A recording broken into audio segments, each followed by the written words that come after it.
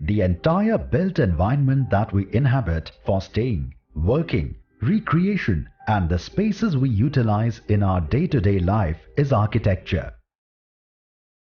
Whether we realize it or not, architecture defines our lives both mentally and physically and in many more ways than we can think of.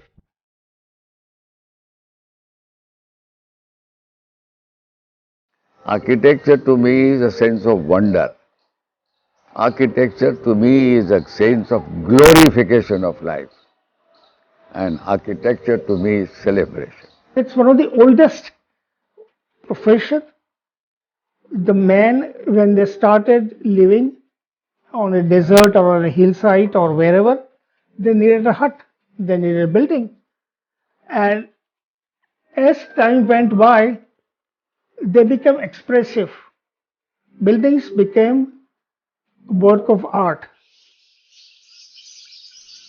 Architecture enjoys its oldest association with nature. The two are inseparable. And that is exemplified in one of the greatest works of architecture.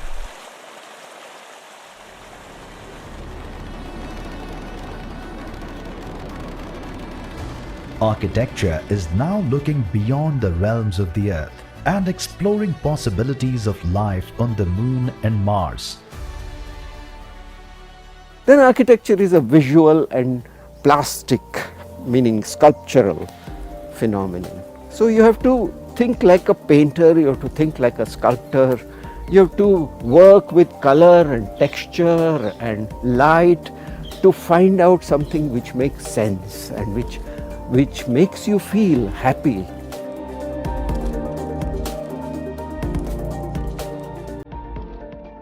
A number of people wonder as to what are the qualifications that you need to join an institution of architecture.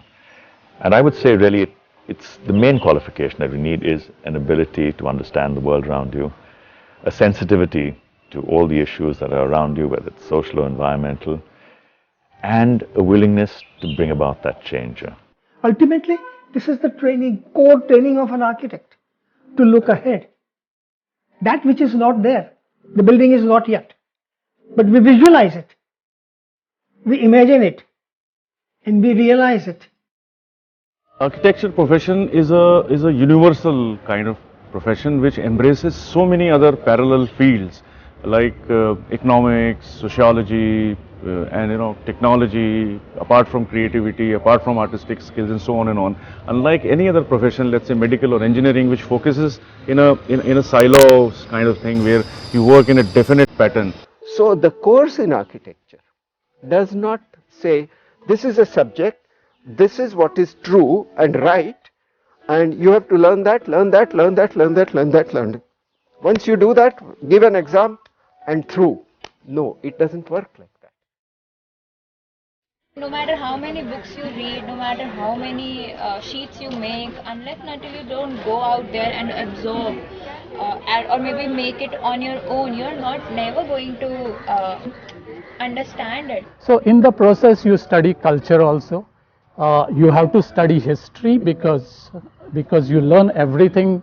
You don't have to invent the wheel every time. You have to know for each time period what was the technology available and then how architects dealt with that technology and created such wonderful masterpieces which we have reference of that for last thousands of years, and you learn through that. Architectural profession provides you a platform of varying expertise after you graduate as an architect. You can do more than 26 or 30 kind of specializations in post-graduation.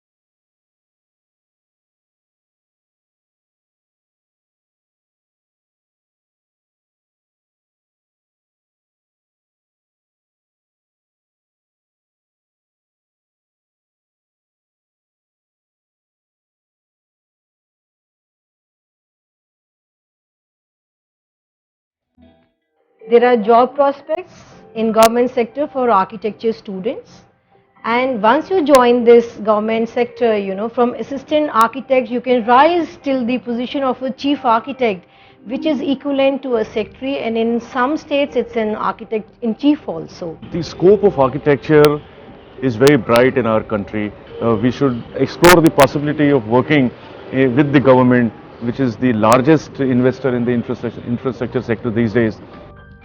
The new education policy, which is now being implemented, I think very shortly, gives a tremendous amount of flexibility to a student to, you know, exit any time he wants to, come back and study, continue architecture or any other subject for that matter. There's a 1 year exit, there's a 2 year exit, there's a 3 year exit, there's a 5 year exit, and so on and on. After 1 year you get a certificate, after 2 years you get a diploma and then a degree, and so on and on. The Council of Architecture has a responsibility to regulate education, regulate profession, and even register the architects.